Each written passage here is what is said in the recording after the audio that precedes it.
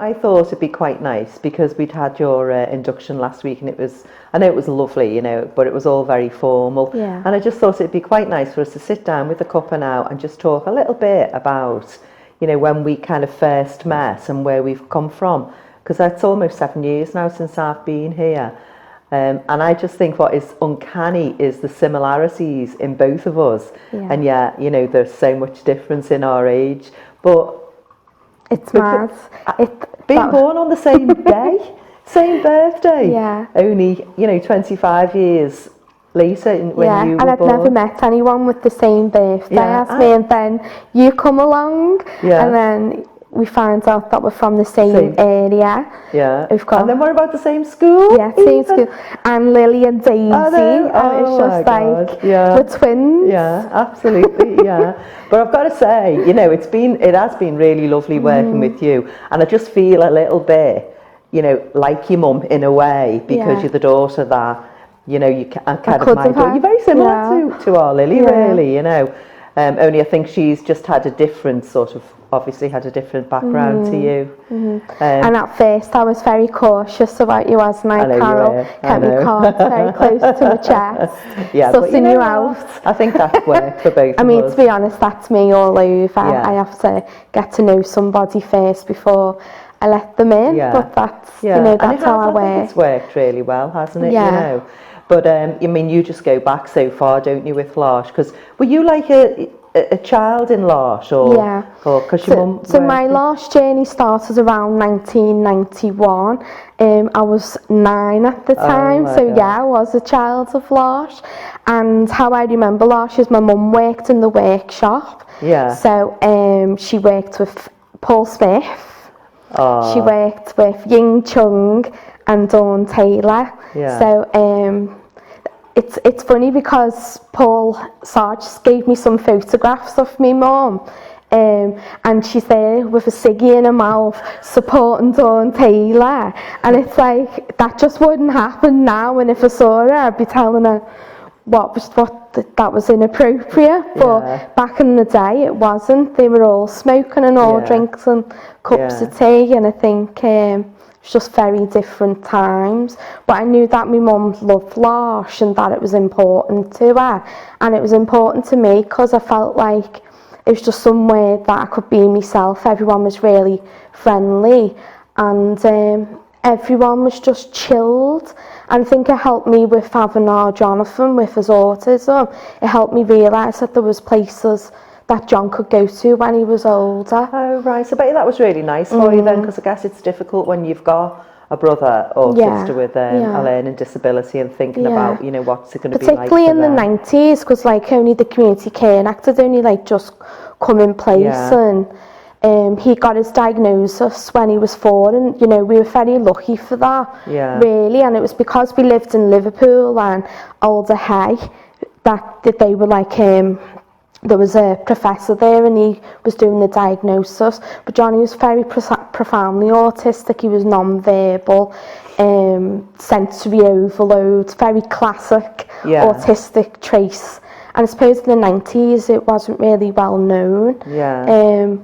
But I'm glad that he's in my life because he shaped me to the person that I am today. And so when I came to Larsh when I was a kid, I didn't know any different. So I just walked in and I was like, oh, there's loads of people having a good time, and it just felt relaxed and comfortable. I didn't see any difference, which was great. So was your mum, did she stay in No, she got another job in Local Solutions for a while, because she was at home with our John quite a bit, because he was a bit of a handful, and sometimes he'd be in school and then the school placement wouldn't work out, so she was back and forth into different jobs.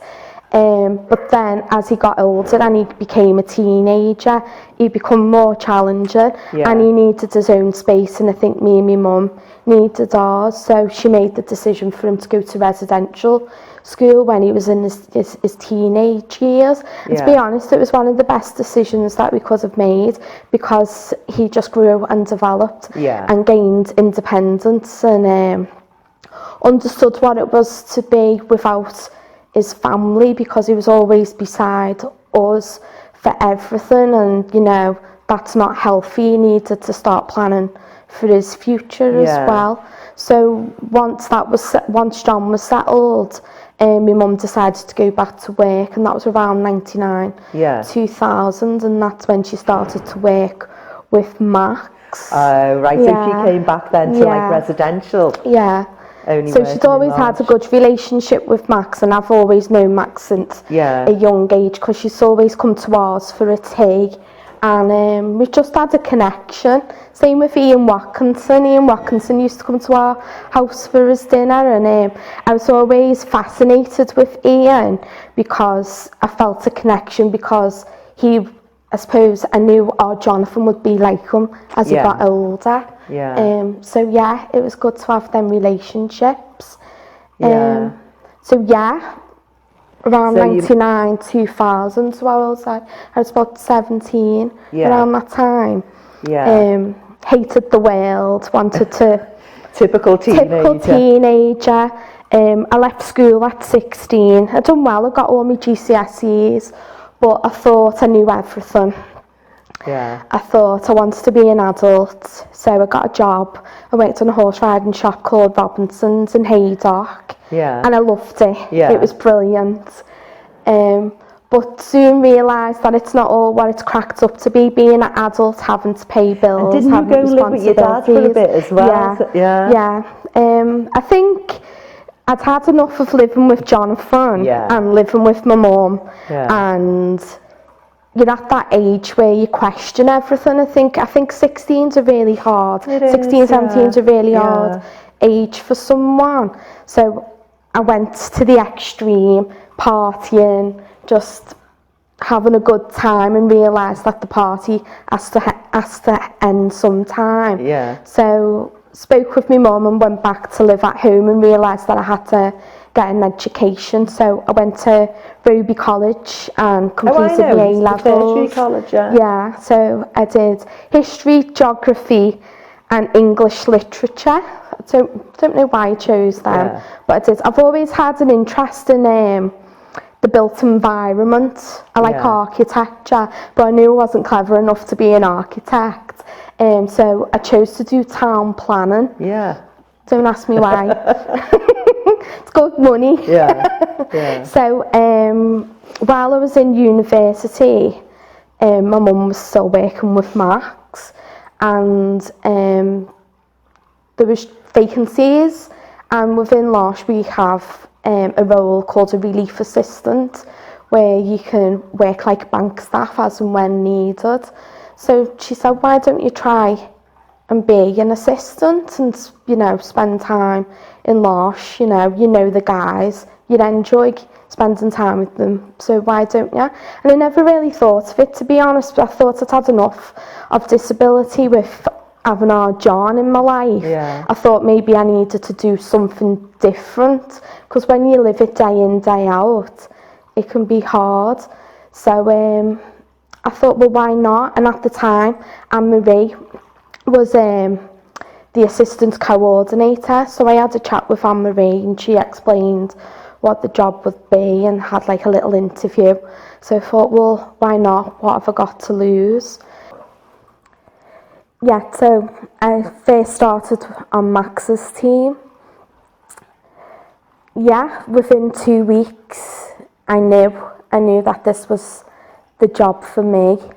You just get that feeling. It just felt natural. Max can be challenging at times, and she knows that. But with me, we had good times. It was about listening to Max and understanding what she was trying to say. Even though Max has verbal communication, she doesn't express herself in the way that she needs to. I know that you have got such a good friendship with Max, and it is very emotional, because your friendship story that came out. But I remember when I first started, and I think, and it's kind of quite emotional for both of us, because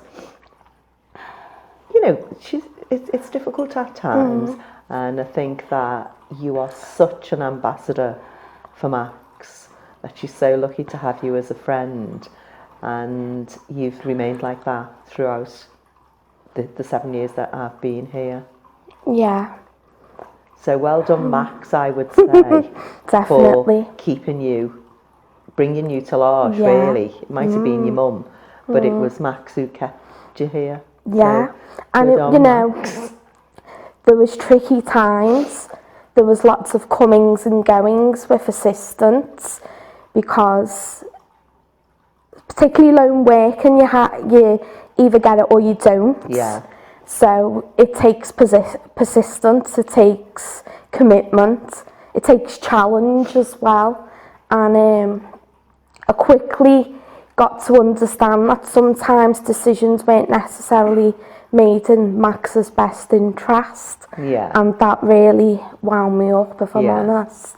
Yeah, so I suppose... Probably made you more determined then to stay and to manage and... Yeah, it did. So for a while I supported Max. But you were still relief. I was still relief. So 2003 was a big year for Larsh Liverpool. We had the refurbishment of the Ark, and that was fun. So the Ark shut down and we were split into separate locations. So because it was over the summer, I was asked if I'd be a summer assistant, and I said yeah, because I needed to pay me overdraft as a student. And I thought, well, why not? Let's try something different. So I was allocated to the weaving room at the time, and I was working with Paul Smith, I was working with Jackie Brown, Ian was a very good weaver, and Tommy as well. And I thought, why have they sent me to this room? I haven't got a clue. Don't know what to do. Did you ever learn how to weave? I learned how to set up, and that's one of the hardest things. But it took me probably the whole summer to learn that, if I'm honest. But Jackie Brown taught me. She's the best teacher, to be fair. And yeah, I learned so much skill of just being with people, of listening, of having banter with people, and the relationship. And it was really nice to see the relationships with people, because I'd only been lone working with Max. It was nice to have, I suppose, work with a team, but also work with others. So It's seeing a different side of Larsh as well. So as an assistant in Larsh, over the summer, I didn't really have much time off, because I'd be in the Ark during the week, I'd support Max in the weekend, but also we'd have like people going on summer holidays and things. So I supported Max to go on holiday that year, and we went to Yorkshire and the Lake District, and we went with Bobby Taylor and Mark Cowan, and it was like a group of us that went, and it was just such a funny holiday. Doing different activities, and they're all very strong personalities, but they all actually got on really well, apart from Bobby, who always wanted to do his own thing, but that's Bobby. So when we were on holiday in the Lake District, we went to a place called the YMCA, where they did like adventure activities. So you can imagine me and Max doing adventure activities. But to be honest, she loved it. It was Bobby who was having none of it. So I ended up spending time with Bob. And don't know how it happened, but we ended up being on a speedboat on Lake Windermere. Just driving around, me and Bobby, with someone driving the speedboat, giving, obviously he's seen us sitting on the side and said, so he's loving it. He's like that with a ciggy in his car, like that. And I'm like that, oh God, what's he got me doing? So I suppose that's how my relationship started with Bobby. I just thought, you're a complete character, you're so funny. So that was how I kind of got thrown into Larsh. And then the beginning of 2004, there was a vacancy in the Coracle. I don't know what happened. I think it was around the time Ying Chung passed away, and they needed an assistant to go across. So I started working in the Coracle, and I spent a lot of time with Ian, which was great because he's my mate. Yeah. And I got to go to the pub with Ian, go to the Asda and make lemon chicken. So building my relationship up with him. And it's a different skill set with Ian. It's about being present and being still. So he taught me to just be, where I like to be busy. With Max, you're constantly on the go, and in the workshop it's the same. But with Ian, I had to be present, and yeah, he taught me a different skill set. Yeah, so you certainly do have to be present with Ian. So I guess you had sort of learnt a lot then.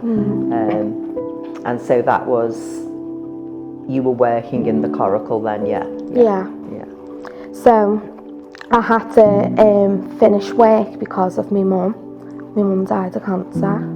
So it was a difficult time, okay. So yeah, I had to make a decision. It was the hardest time of my life, if I'm honest. And I had to leave Larsh, and that was sad. But I had to support my brother, because at the time he was ready to leave school, and I didn't know what to do. I knew that I didn't want him to go into residential, because that's not what both of us wanted.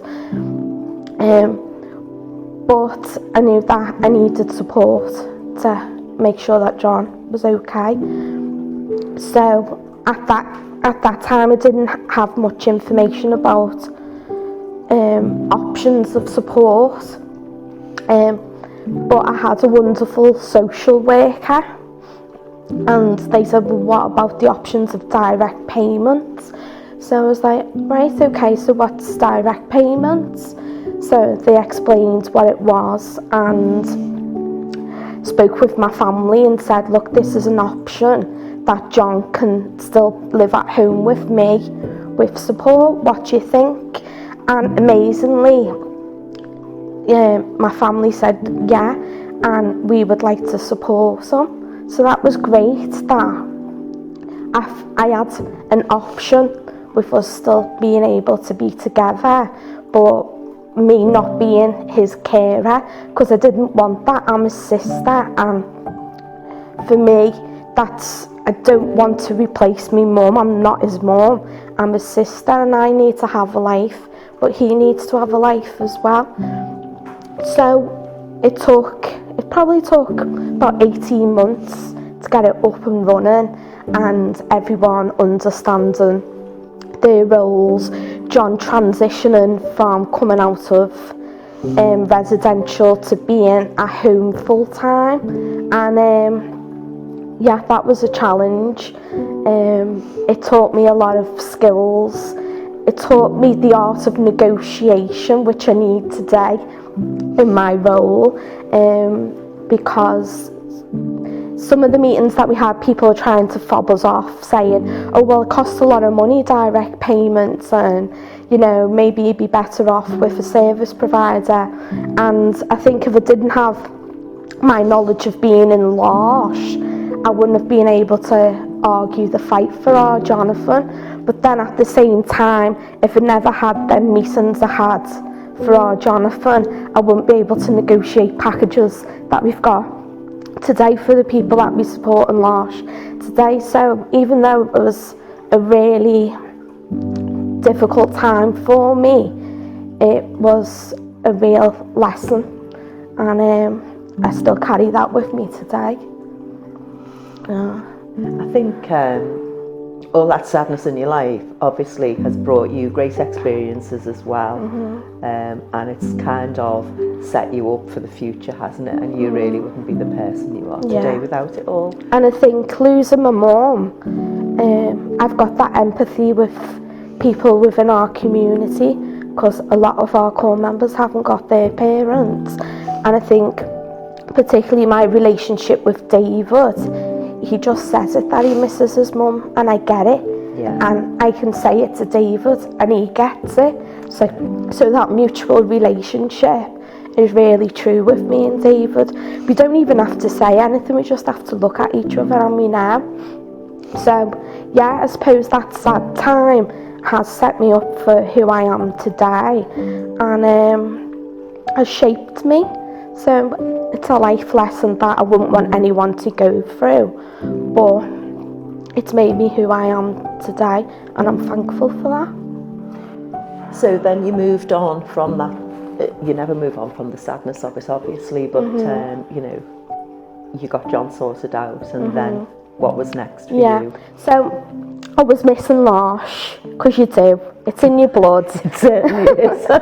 Even when you try and go away, somehow it gets you. It gets you back. So I wasn't ready to come back to work because I was still spending a lot of time training people up with John, making sure he was safe and everything was going okay. So I started volunteering back in the workshop, working in the barrow, because they were doing the back garden then. So I was mainly shoveling soil, putting it in a wheelbarrow and then putting it on the beds. And I was doing that for about 3 or 4 months. So it's like, if it wasn't soil, it was sand. If it wasn't sand, it was something else. But I was doing it with Anthony Lynch, Ian, Max, a guy called Michael who was there at the time. And it was good fun, and it was physical exercise. Probably what you needed after everything you'd been through, just putting a lot of kind of physical effort into something. Yeah. So you're volunteering now, aren't you, in the workshop? Yeah. So because me and Max are friends, she's always still continued to come to our house for supper and spend Christmas as well with us. There was lots of changes within a staff team, and they were looking for a house leader for Max's team. So I thought, well, what have I got to lose? I may as well apply. You know, I've already been a part of the team and know I've got life experience of support, so why don't I try for it? So luckily enough, I was accepted and got offered the role as house leader. So that was in 2006. I really enjoyed that role. But it was lone working, it was a small team. Where Max lived at the time, Somerset Place, it wasn't a safe place to be, so cars would get vandalised. The kids would taunt Max. So she lived in a flat on her own there? With support. Okay, right. Yeah. So Max lived on her own then? Yeah. That was in town, near town, wasn't it? It's the other side of Newsham Park, so she wasn't connected to a house. Yeah, so how was it? Were you still part of the Larsh community then? We were, but it was very different. So one example would be, we didn't have house night every week. We had it once a month or even every quarter, it depended. Team meetings, they weren't every week, they were once a month. And we had to come in our own time back then as well. Right. So it was different, but to me it wasn't. It was Larsh. Yeah. We were part of a community supporting and enabling Max to be as independent as she could be. But it wasn't working for Max as well. Max needed that sense of belonging, that sense of community, because that's what fundamentally we all need. And I think she felt isolated. So I needed to speak up for Max to say that, you know, her accommodation wasn't working for her and that we needed to look for something else. But it wasn't just Max within the community that felt that way. Yeah. So Linda Smith was always saying, I want my own flat. I want my own flat. Yeah. And she'd go to Paul Ducey at the time, who was the community leader, and say, I want my own flat. Yeah. So this is where Fountain Court came about. Okay, yeah. So it was always in the plans for Fountain Court to happen. Yeah. It just took a very long time to get there. Yeah. So I applied to be Fountain Court's house leader in 2007. Yeah. I got the job, but I didn't start the job until June 2009. No. Yeah, that's how long it took. Typical Larsh. That's how long it took. Yeah. But then we were building. Yes, It wasn't we were building a and new because place, it's housing association Yeah. and everything else. So it, it was on the cards. It was just when it happened. Yeah. But in 2009, that's when I fell pregnant with Daisy. Oh, right. So when we come, not great timing, no, surprised us all. Yeah. So when we were due to open Fountain Court in June 2009, I was halfway through my pregnancy. Right. Yeah. So you weren't going to be there then, really, No. to see it through? No. Because you were going to be off on maternity Yeah. leave? So I was there to get everybody in. Oh, right. So it was Max, Yeah. Bobby Taylor, Yeah. and Linda Smith. Yeah. So they were the first group to be in Fountain Court. Yeah. And we had living assistants as well. Yeah, that's so we right, had flat 7, which was a living assistant flat, and then like a sleeping room. Yeah. So that was fun. Yeah. I loved it. I loved so opening so Fountain you were Court. still house leader then? Yeah. So I went off in September. Right. To have Daisy in the November. Yeah. But then I came back. And when you came back, where did you go? I was back in Fountain Okay, Court. yeah. Yeah. So I really enjoyed being a house leader. But you weren't a house leader when I came. No, I was. Right. Okay. Yeah. So leave you to it. Okay. Sorry. It's all right. Jumping ahead. It's okay. So when I came back, things were working, but they weren't working as usual. So we have to review and evaluate and why wasn't it working. And I think the community was coming through times of change as well. So in 2012, we had a restructure, and the house leader's role no longer existed. And that was a really hard time, particularly for our house leader group, because most of us had been there 5 years or more, and it's hard to say you're in a job one day and then you're not, and it's not a job, it's a vocation. It was a really difficult time for us all. And so the restructure was, there was roles of the localities, because this is where the changes were happening for the houses. So it was the right decision that we were closing down the big houses and moving to a different support model. Because I think Liberty Council really Yeah. had something to say about that, didn't they? Because I was working in Liverpool then, and I was aware that they didn't like the big shared houses and wanted to move I to absolutely better agreed for with people. that. Yeah. So that's how the harbour came about. Yeah. But the restructure was a little bit mad, because the restructure just literally happened a month before the move should have happened. So I was offered the role of locality manager for the harbour, and I'd never worked with any of the guys. So it was the Anchorage guys and the Well.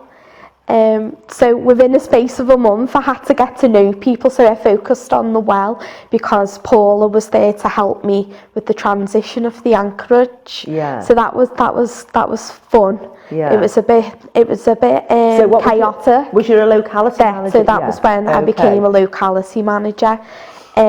So we had vacancies within the harbour, and that's where we welcomed Maria, Sue and Roz. Yeah, and that was the first time I'd done work externally of welcoming new core members to the community, and it was a real eye-opener, if I'm honest, looking at the accommodation that they lived in previously. And I think you just instantly know when you meet someone that that's the right place for them within coming into Larsh.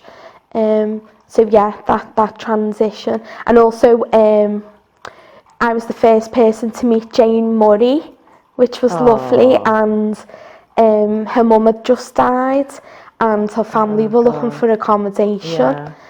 And her story really touched me, obviously. Of course it would, yeah. So it was great that we could welcome Jane. And what was lovely about Jane's story was that her faith and that she had connections to St. Sebastian's, and it just felt like a natural fit.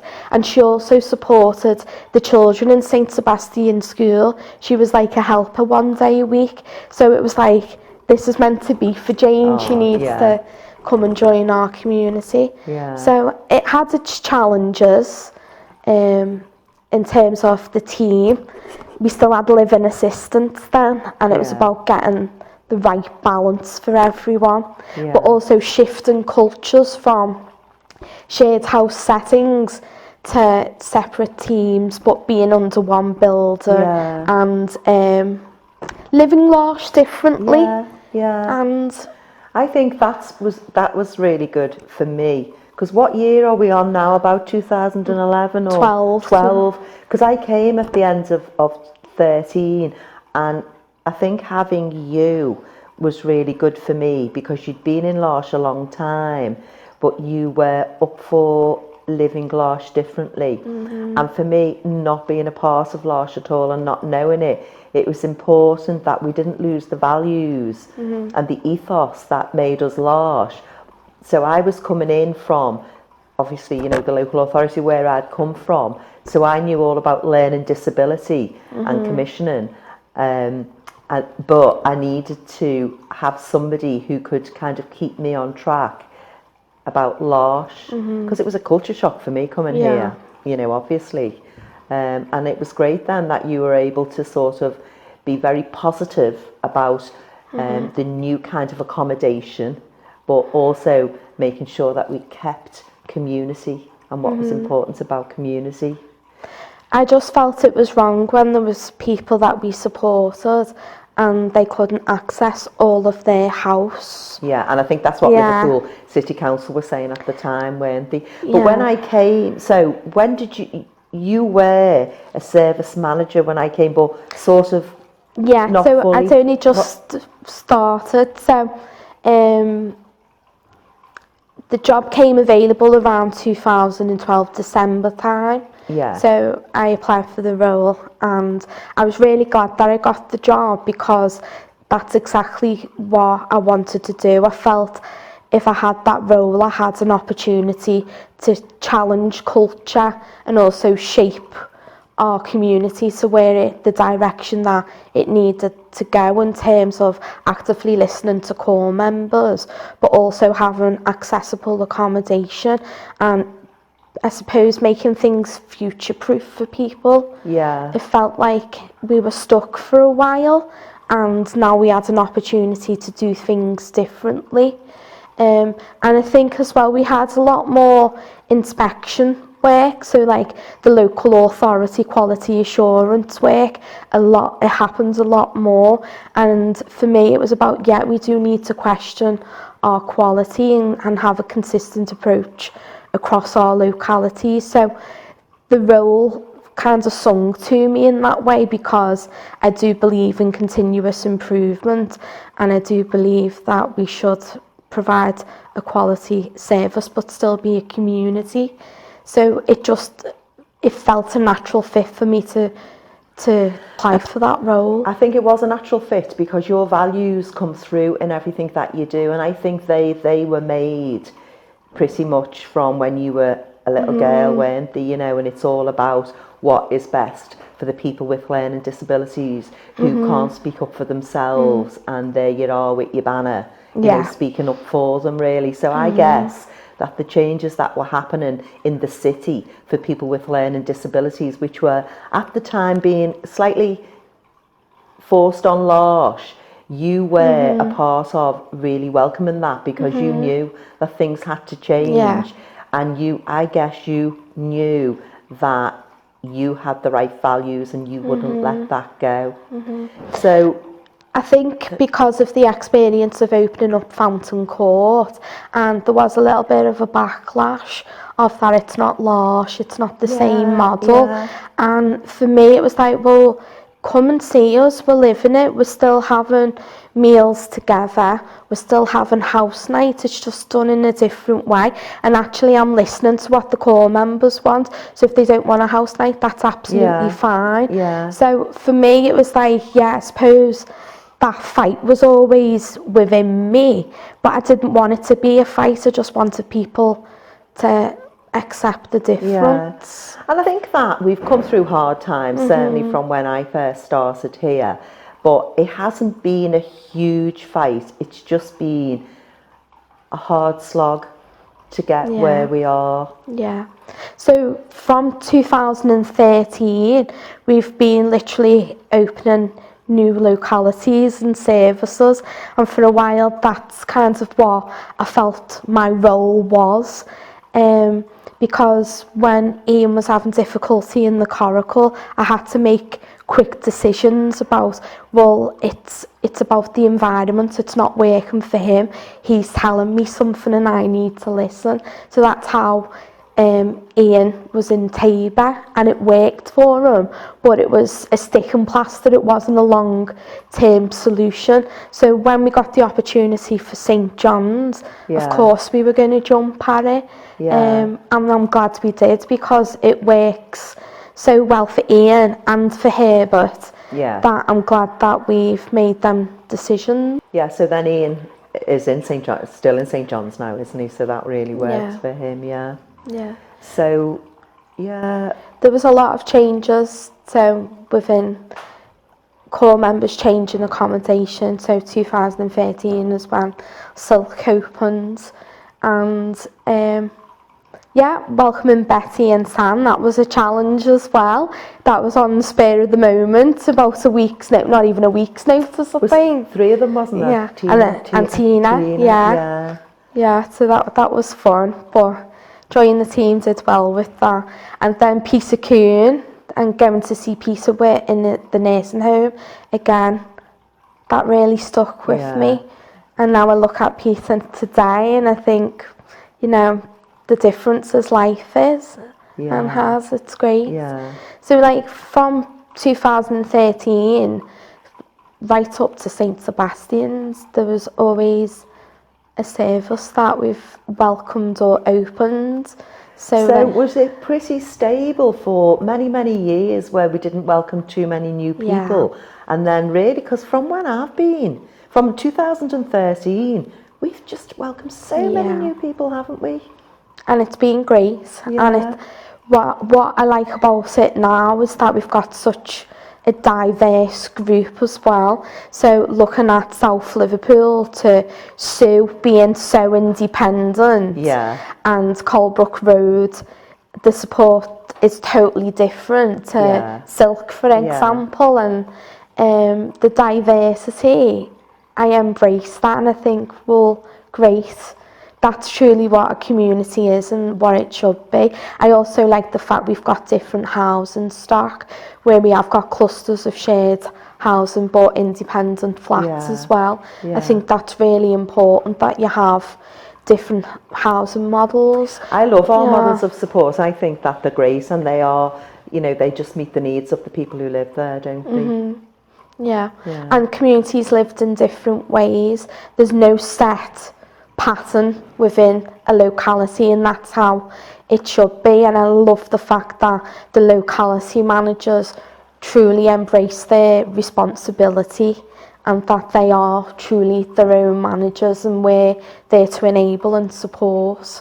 I think that's how it should be, because you get the best out of people in that way. So when did it change for you again then? After all, so you've kind of welcomed all those people in. So on a personal level, 2013 was a crazy year for me as well, because that was the year I met Mark, and I got a stepson. Well, I don't have a stepson, I have a son. There's no step in our family. And it was the next stage of my life. I got married in 2016. Bought a house the same time as you, because we're twins, and got married. This is how I am now. I'm comfortable within my own skin. I'm settled within my family life, and my last journey is still progressing. Even though I've been in the same role as service manager for 7 years, my job constantly changes. Might have the same title, but yeah, just the same title, but don't know what I'm doing one day to the next. But that's what I like about it. I think that's what gives me energy. It's definitely what makes me stay in the community and stay in Larsh. But it's also right, because the community is evolving and changing.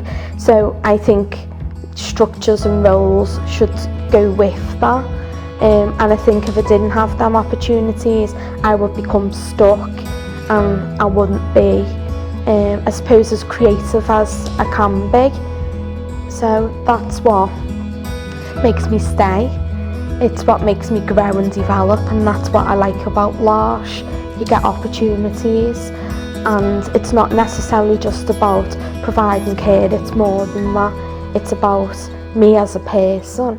It's about going on a journey with others, and that's what I like. Yeah, yeah. It is. It kind of becomes a part of your life, doesn't it? Yeah. It really does, and I don't know why that is, but it does it to all of us. You know, because when I came, I was only going to stay for a year, wasn't I? I was just going to get us through that tender, and then I was going. You know, and now I'm going to see it out until my retirement. And I guess I've seen the same for you. You know, where you've had your wobble. You were going to go, but you didn't go, and you're still here. And that was the same with me. Oh, I'm going to go, but you don't. And I think it's because I suppose not the fight's the wrong word. I suppose the message is still there, and it just changes. So for now, it's around like social injustice for me, and it's about, well, how can we be a sign to the wider community of our service provision and us as a community. I think we can take stock and reevaluate what we're doing, but I think we need to go beyond that, and it's about us challenging society and being visible. And I think that's where my next challenge is, about helping people be their own advocate. Where have people got a voice, and how can we enable that to happen? I think that being a part of Larsh, I think it gives us the opportunity to be that in the world of learning disability, to be the leader, to be excellent in what we do, because we are so good. Yeah, and I think around mutuality, that we walk alongside people. You know, we genuinely don't do things we do things with people, and I think sometimes that can get lost. But life's busy, and I get that, but fundamentally that's what we're all here to do, and it works both ways. Core members are here for us and to guide us as well, and I think that's what makes us different, and I think we need to celebrate that. So from the age of 9 right the way through, so 30 years, you're still here.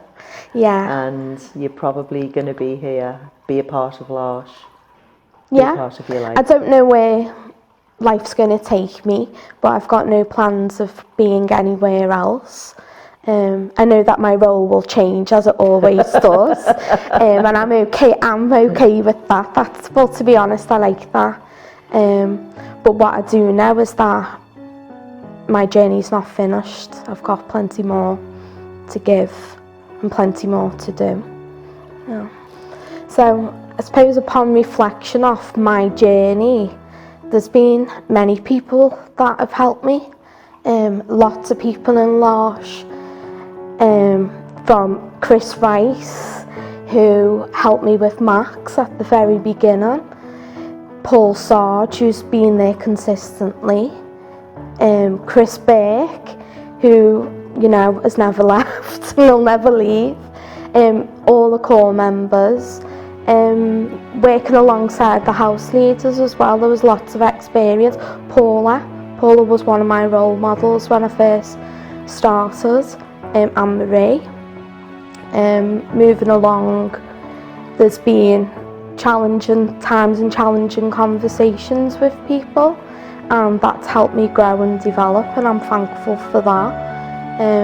I'm really pleased with the management team that we've got now.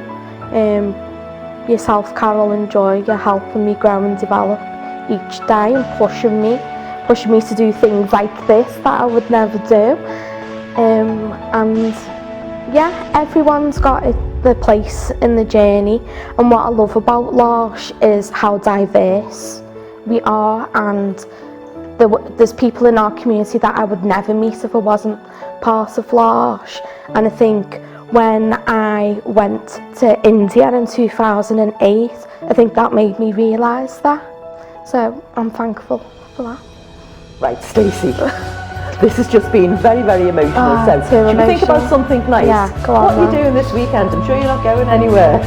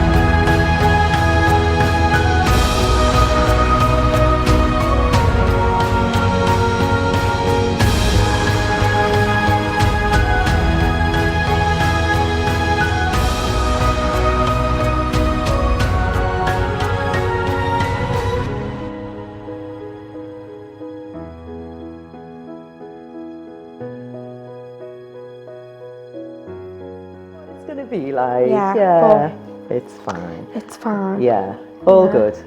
Yeah. Thank you. Okay. Oh, Stacey, well done. Oh my God. So never ask me to do that again. That was